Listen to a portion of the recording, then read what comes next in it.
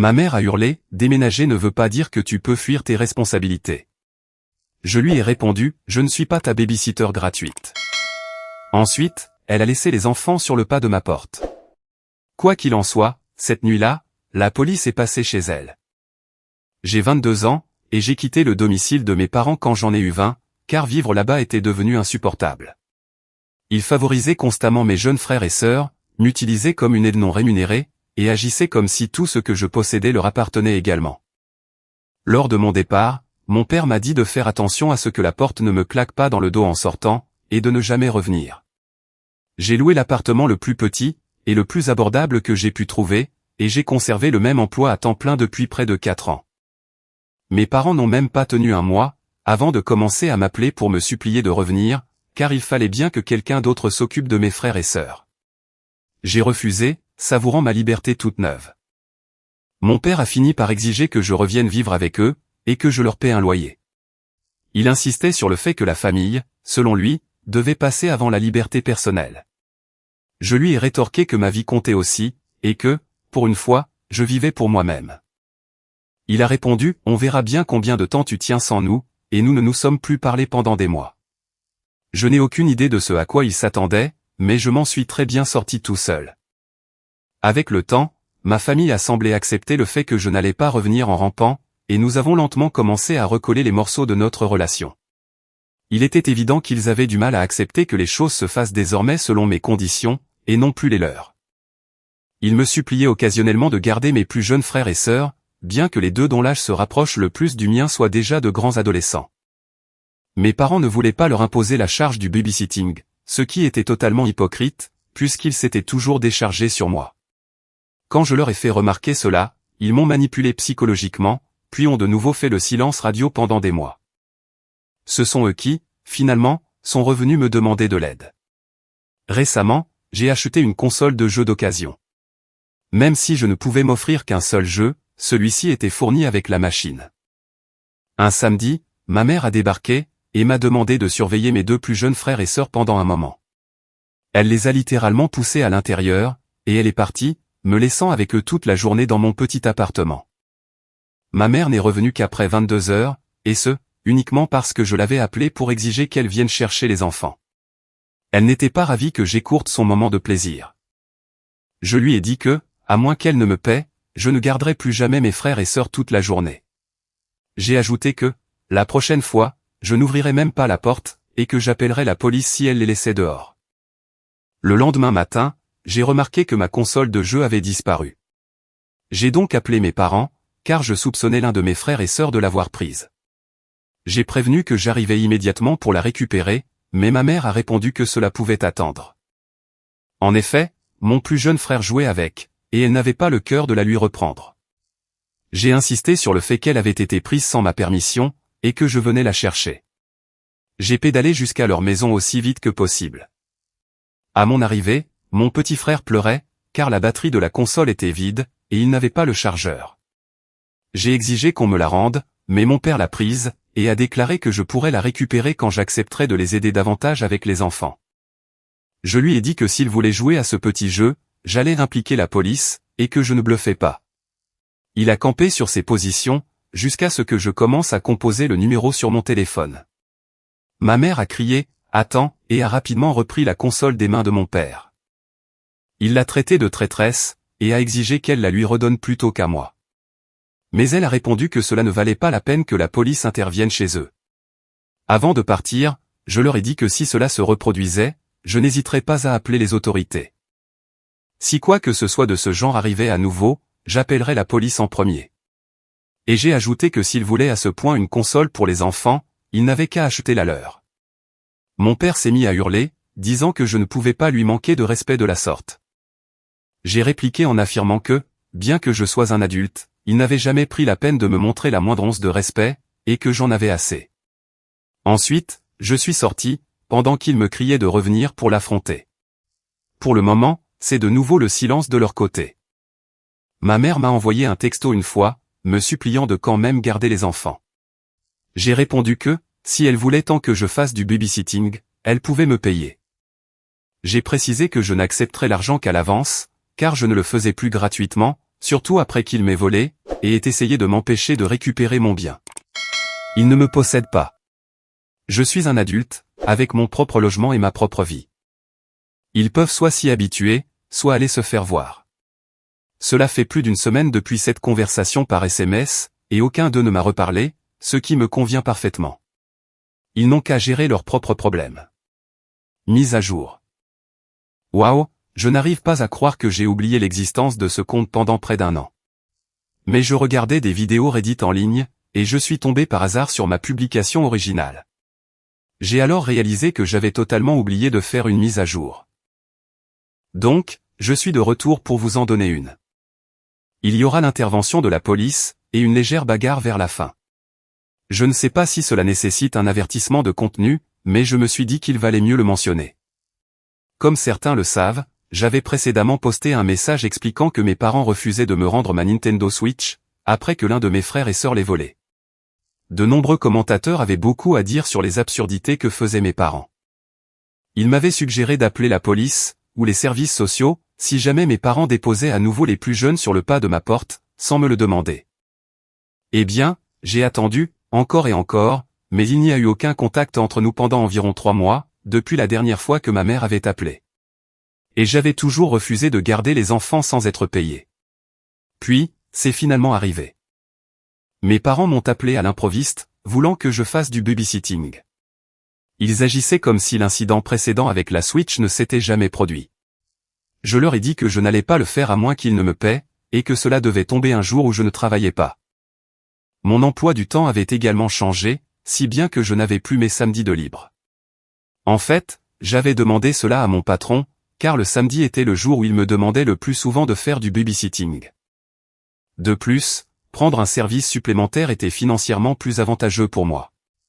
Mon père est devenu furieux, comme d'habitude, et a dit que je devais me comporter comme un homme, et aider la famille. Je lui ai donc fait remarquer qu'il devait arrêter d'agir comme s'il avait le contrôle sur moi.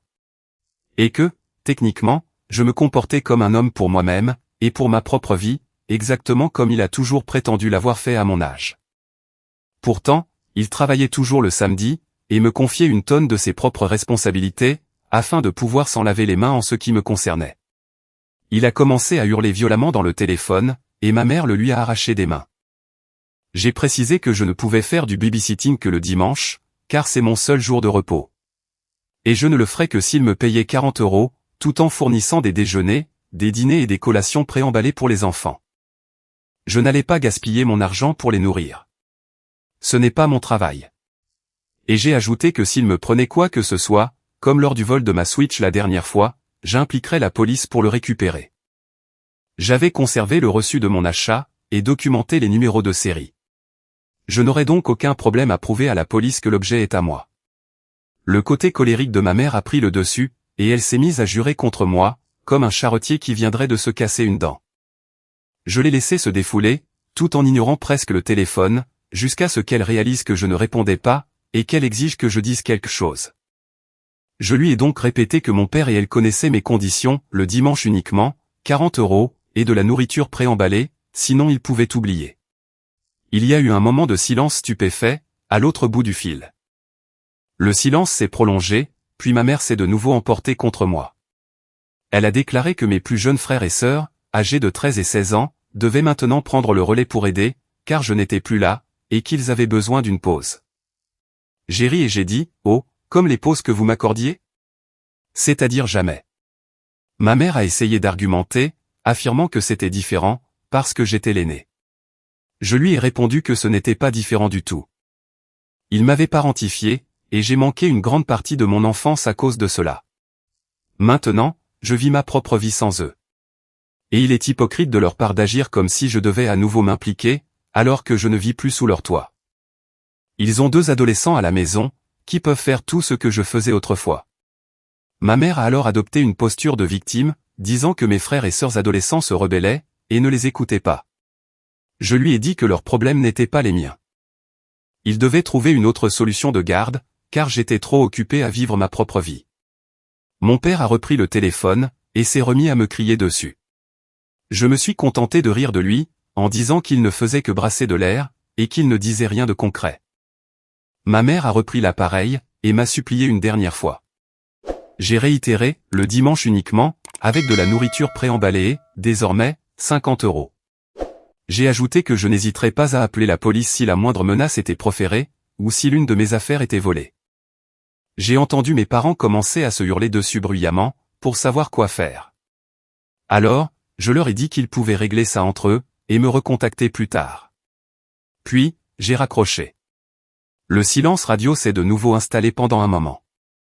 Puis, un samedi matin, quelques semaines plus tard, je me préparais pour aller au travail, lorsqu'il y a eu des coups soudains, forts et rapides à ma porte. Le genre de coup où l'on sait que la personne frappe à deux mains. C'est la marque de fabrique de ma mère depuis des années, sa façon de me faire savoir qu'elle est là. Et elle sait que je connais très bien ce son. Ces coups ont été suivis par ce qui ressemblait à quelqu'un courant bruyamment dans le couloir. J'ai écouté à travers la porte, et j'ai pu entendre mes deux plus jeunes frères et sœurs se chamailler, et tapoter eux-mêmes sur la porte. Ma mère venait de les abandonner sur le palier, et s'était enfuie. En raison de tous les avertissements que j'avais reçus lors de mon dernier poste, j'avais un plan très simple pour parer à cela. J'ai simplement ouvert ma fenêtre, je suis sorti par là, et je m'en suis allé. Mon appartement est au rez-de-chaussée, et je peux facilement en sortir en retirant la moustiquaire. J'ai appelé l'une de mes voisines, qui vit quelques portes plus loin. C'est une charmante vieille dame qui aime les enfants, et je lui ai fait un résumé de la situation. Elle est au courant de mon histoire avec mes parents narcissiques depuis un certain temps maintenant. Elle a appelé la police pour moi, afin de leur signaler qu'il y avait deux enfants abandonnés dans le couloir, après que leur mère ait tambouriné à une porte, avant de prendre la fuite. Il suffit de dire que la police est venue, et a récupéré mes frères et sœurs. Mes parents m'ont appelé plus tard, et ils étaient furieux. J'ai fait semblant de ne rien savoir, et j'ai demandé pourquoi ils étaient si en colère. Ma mère a totalement admis qu'elle avait laissé les deux plus jeunes à ma porte pour que je les garde, et qu'elle s'était enfuie. Je lui ai demandé si elle les avait simplement laissés là, sans que personne ne réponde à la porte, en lui expliquant que j'étais déjà parti, puisque je devais travailler le samedi. Ma mère est restée très silencieuse pendant quelques secondes, puis a hurlé, « Comment diable étais-je censé le savoir ?» J'ai rétorqué que c'était entièrement de sa faute. Elle avait littéralement abandonné ses enfants à ma porte, dans l'espoir que je sois peut-être à la maison, un jour où je lui avais déjà dit à plusieurs reprises que je travaillais. Elle essayait de me forcer à rater mon service, en ne me laissant pas d'autre choix que de les surveiller. Elle a commencé à chercher des excuses, mais je lui ai dit que ce qu'elle avait fait était inexcusable, et immature. Elle a fini par pleurer, et j'ai laissé couler pendant un moment, avant de lui demander si elle avait terminé. Elle est repassée en mode colère, et a continué à hurler. Elle m'a crié que la police l'inculpait pour abandonnement d'enfants. J'ai répondu que ce n'était pas vraiment de ma faute, puisqu'elle avait laissé les enfants dans le couloir. Puis j'ai mentionné que j'aurais également appelé la police contre elle si j'avais été à la maison, et qu'elle avait refusé de venir les récupérer. Car je leur avais déjà dit que je travaillais les samedis maintenant, et je refusais de me laisser piéger pour faire du babysitting. Le reste de l'appel n'a été que des chamailleries inutiles de sa part, et n'a mené à rien. Ma mère a réussi, je ne sais comment, à s'en tirer avec une simple tape sur les doigts et une amende. Apparemment, elle a convaincu les policiers qu'elle pensait honnêtement que j'étais chez moi, du moins c'est ce que mon frère cadet m'a dit par texto. Je ne connais pas le montant de l'amende, mais le fait qu'elle ait dû en payer une devrait la faire réfléchir à deux fois, avant de laisser des enfants à ma porte et de s'enfuir à nouveau. Mon père n'a pas été inculpé, car il était au travail, et a prétendu ignorer son intention de laisser les enfants chez moi. On m'a dit qu'il était en fait très en colère contre ma mère pour avoir fait ça. La situation c'est l'hôpital qui se moque de la charité m'a fait mourir de rire ici, mais je suppose que je dois accorder un bon point à mon vieux père. Quoi qu'il en soit, il n'aurait jamais fait ce que ma mère a fait. Cela a laissé ma mère avec un casier judiciaire. C'est un premier avertissement aux yeux de la loi. Après cela, les choses ont vraiment dégénéré lors de Thanksgiving. Mes parents m'ont invité, et je m'attendais tout à fait à ce que ce soit une sorte de piège. Et c'en était un. Au dîner, mon père est resté assis à table, fumant une cigarette, et agissant comme s'il était le chef. Il a demandé à ma mère de m'asseoir, puis a déclaré que ça suffisait, et qu'il mettait fin à cette mascarade.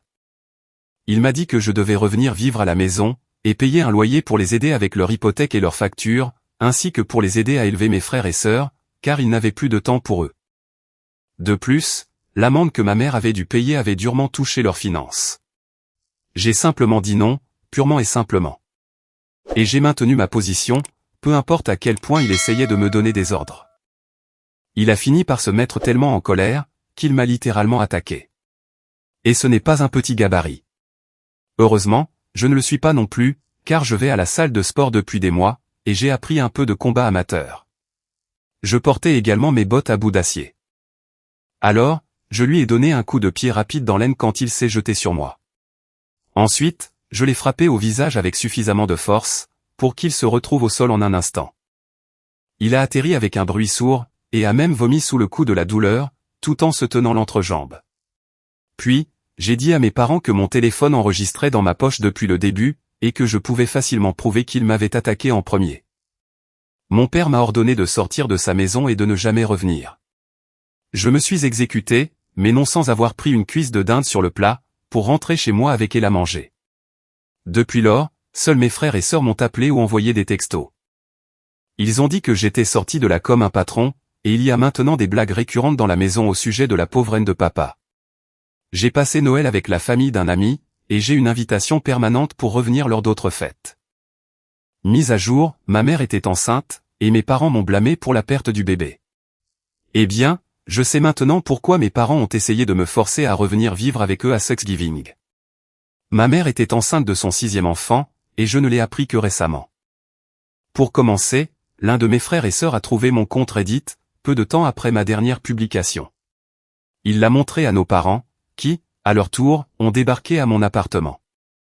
Ils m'ont hurlé dessus, disant que je les avais piégés pour faire arrêter ma mère, et que je faisais croire au monde entier qu'ils étaient de mauvais parents. Eh bien, ils le sont. Debout sur le pas de ma porte, je leur ai balancé à la figure toutes les choses qu'ils avaient faites. Jusqu'au fait de laisser mes frères et sœurs devant chez moi, un jour où ils savaient pertinemment que je travaillais. C'est être de mauvais parents, quelle que soit la façon dont on regarde les choses. Le fait que je les ai piégés n'avait pas vraiment d'importance, car j'aurais de toute façon appelé la police contre ma mère quand elle a laissé les enfants, et au final, cela n'aurait fait aucune différence. Mon père avait l'air prêt à lever le poing sur moi. Et j'ai dit que ce geste, à lui seul, prouvait que j'avais raison, et qu'ils sont de terribles parents. Puis il a déclaré que, s'il essayait de me frapper, cela se terminerait comme la dernière fois, et qu'il ne pensait pas que son haine pourrait supporter un autre coup de mes bottes. Et oui, je les portais. Papa a semblé grimacer, et a serré les jambes à l'idée de ce que je lui avais fait la dernière fois. Il a donc fini par partir, en traînant ma mère par la main. Avant de quitter le couloir, il a crié qu'il s'attendait à ce que je les rembourse pour l'amende d'abandon d'enfant, puisque c'était entièrement de ma faute. Je leur ai dit d'aller se faire voir, et que je ne leur devais rien. Ils n'ont rien répondu. C'est tout récemment que j'ai reçu de très mauvaises nouvelles. Ma mère était enceinte d'environ 7 mois, et elle a perdu le bébé après une mauvaise chute à la maison. Elle avait glissé sur les marches mouillées du porche, et atterri face la première dans les graviers. Honnêtement, je n'avais absolument pas remarqué qu'elle était enceinte, toutes les fois où je l'avais vue auparavant. Elle est un peu forte, et elle a toujours été maladroite. Pas obèse, juste assez pour qu'on ne puisse vraiment pas dire si elle était enceinte ou non. C'est triste. Et comme c'était sa première fausse couche, elle voulait vraiment trouver un coupable. Et ce coupable, à ses yeux, ça devait être moi. Car j'avais détruit la famille en refusant de les aider, et en leur coûtant tellement d'argent. Elle et papa ont de nouveau débarqué à mon appartement. Elle était en béquille, juste pour me dire que c'était entièrement de ma faute si elle avait perdu le bébé, parce que j'avais refusé de rentrer à la maison et de les aider quand ils avaient besoin de moi. Cela s'est transformé en une très grosse dispute, au cours de laquelle je leur ai reproché de chercher simplement un mode de garde gratuit, et d'essayer de me blâmer pour quelque chose qui n'est pas de ma faute. Ce n'est pas ma faute s'ils sont tombés à nouveau enceints, alors que maman avait 45 ans. Et ce n'est pas de ma faute si c'est arrivé, de toute façon. Ils n'ont qu'à blâmer ce vieux Porsche pourri, que papa était trop radin pour réparer ou remplacer. Eh bien, mon père a de nouveau levé la main sur moi quand j'ai dit ça, et j'ai reçu un violent crochet du droit de sa part. Ensuite, j'ai fini par le tabasser une fois de plus. Je n'ai jamais vraiment arrêté de m'entraîner à la salle de sport, et je suis encore plus fort que lorsque je l'ai mis au tapis, à Thanksgiving dernier. Il n'avait aucune chance. Je suis devenu aveugle de rage, et j'ai fini par lui casser le nez, et lui faire sauter ses 2 dents de devant, avant que les cris de ma mère ne m'arrêtent. La police a été appelée, et on m'a passé les menottes, tandis que mon père devait être emmené à l'hôpital. Heureusement, les couloirs de mon complexe d'appartements sont équipés de caméras de vidéosurveillance. De plus, j'avais la caméra de mon téléphone qui tournait derrière moi dans mon appartement, car j'avais lancé l'enregistrement lorsque mes parents avaient frappé. Les images ont facilement prouvé que mon père m'avait attaqué en premier, et que je m'étais défendu. Je suis fondamentalement hors de cause, car cela a été qualifié de légitime défense. Mais maintenant, mes parents veulent me poursuivre en justice, pour payer les frais médicaux de mon père, ainsi que l'amende qu'ils ont dû payer précédemment. Papa ne peut pas aller travailler pendant un certain temps, à cause de la raclée que je lui ai donnée. Il porte une minerve, il a le nez cassé, un œil au beurre noir, 2 dents en moins, et qui sait quoi d'autre. Sa barbe a également dû être rasée, ce dont il est très mécontent. Il était déjà presque mort pour moi avant même tout cela. Donc, je suppose que cela le rend doublement mort à mes yeux. Le peu de pouvoir qu'il pensait avoir en tant que père a disparu. Je suis physiquement beaucoup plus fort que lui et, bientôt, je vais commencer un nouveau travail, bien mieux rémunéré. Merci à tout mon travail acharné de ces derniers mois. Peut-être qu'avec quelques années d'économie, je trouverai un endroit bien meilleur où vivre. Mon aîné des frères et sœurs m'a appelé pour me dire que j'étais leur héros pour avoir cassé la figure à papa. Il prévoit de partir, tout comme je l'ai fait, dès qu'ils auront 19 ans. Mais c'est le frère suivant qui a trouvé mes posts Reddit, après en avoir entendu parler sur YouTube. Et c'est ce qui a permis à mes parents de le découvrir. Ma mère les a surpris en train d'en parler, et les a obligés à lui montrer ma publication. Ils m'ont dit qu'elle était enragée, et qu'elle avait commencé à casser des objets. Mes frères et sœurs se sont excusés d'avoir laissé maman et papa le découvrir. Ils m'ont assuré qu'ils n'en auraient jamais parlé, s'ils avaient su que maman écoutait. Les deux m'ont également dit qu'ils étaient heureux qu'il n'y ait pas un autre bébé. Ils doivent déjà s'occuper d'une grande partie des tâches de garde d'enfants pour mes parents en ce moment, et ils détestent ça. Ils ont avoué m'avoir blâmé d'être partis, au début, eux aussi. Mais ils réalisent que lorsqu'on devient adulte, on mérite de tracer sa propre voie. Il est encore incertain que mes parents essaient ou non de me poursuivre en justice. Mais je pense pouvoir dire sans me tromper, que ce sera une défaite pour eux s'ils le font. L'oncle d'un de mes amis est avocat, et il a dit qu'il me représenterait si mes parents décidaient de porter plainte. Il dit aussi qu'ils n'ont pas un dossier très solide, puisque c'était de la légitime défense. À mes parents, qui liront probablement ceci, je n'ai que ceci à dire. Fichez-moi la paix. Vous ne me possédez pas, ni moi ni mes frères et sœurs. Et quand le moment viendra pour eux de pouvoir partir à 19 ans, je les aiderai à sortir de votre maison. Vous avez toujours été, tous les deux, des narcissiques égoïstes. Ce n'est pas de ma faute si maman a perdu le bébé, et ce n'est pas de ma faute si vous avez eu tant de mal, sans ma présence à la maison, pour être votre babysitter gratuite. Considérez ce nez cassé et ces dents perdues comme une bonne raison de ne plus jamais me toucher. Et n'oubliez pas que je n'ai raconté qu'une infime partie des conneries qui se sont passées dans ma vie, à cause de vous deux. Si je le voulais, je pourrais publier histoire après histoire sur les choses qui se sont passées pendant mon enfance. Mais cela ne m'apporterait aucune satisfaction, alors s'il vous plaît, laissez-moi tranquille. PS, je n'allais pas en parler avant, mais oui, ma mère a dû accoucher d'un bébé mort-né à l'hôpital. Mes frères et sœurs m'ont dit que maman était rentrée à la maison avec une petite urne, qu'elle garde dans la chambre, et que mes parents ont organisé des funérailles privées entre eux. Ils sont tout simplement partis avec l'urne pendant quelques heures, et sont revenus ivres. J'ai demandé plus de détails à mes frères et sœurs. Ma mère est restée à l'hôpital pendant près de 6 jours, à cause des blessures qu'elle avait subies lors de la chute. Quelqu'un ici a demandé si elle avait été poussée. Maintenant, je me pose moi-même la question, mais la meilleure explication que j'ai pu obtenir, c'est que maman a glissé et est tombée du porche, alors qu'elle était pressée de se rendre quelque part. J'ai entendu parler de personnes qui se sont blessées bien plus gravement, de manière encore plus stupide. Je me suis aussi renseigné sur la crémation, et il était indiqué qu'il fallait 8 à 12 jours pour récupérer les cendres. Cela signifie donc que l'urne avec laquelle ils sont rentrés à la maison était vide, alors je suis tellement confus. Mais là encore, l'histoire des funérailles que mes parents ont organisées s'est déroulée plusieurs jours après la sortie de l'hôpital de ma mère. Mes parents ont gardé cette urne dans la chambre, jusqu'au jour de leur petite funéraille. Je suppose qu'ils auraient pu récupérer les cendres à ce moment-là. Cela pourrait expliquer pourquoi ils sont rentrés ivres. Mais cette situation est tellement étrange et tordue, que me poser davantage de questions me donne mal à la tête. Mise à jour. Cela fait bizarre de publier à nouveau si vite. Dans mon dernier post, j'avais mentionné que ma mère avait fait une fausse couche lors de sa récente grossesse, à la suite d'une mauvaise chute. Quelque chose ne me semblait pas clair dans les informations que j'avais reçues, surtout après tous les commentaires que j'ai lus à ce sujet. J'ai donc décidé que la seule façon d'obtenir la vérité, c'était d'aller directement à la source. Je suis donc allé voir mes parents dimanche. Ils étaient tous les deux à la maison, en train de se reposer, et ils avaient tous les deux une mine affreuse. Ma mère, outre le fait d'avoir besoin de béquilles pour faire plus de quelques pas, avait l'air visiblement épuisée. Elle se trouvait à quelques mètres de la porte. Ma mère avait de nombreuses marques et des bandages sur tout le visage, à cause de la chute qu'elle avait faite.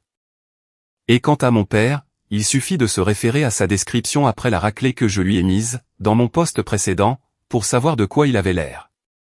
Mes parents ont été plus que choqués quand je suis apparu. J'ai exigé de savoir s'il y avait vraiment eu un bébé, ou si tout cela n'était qu'un plan foireux pour me culpabiliser, et me faire rentrer à la maison. Mon père a dit que j'avais un sacré culot de me pointer, et d'entrer comme ça après ce qui s'était passé.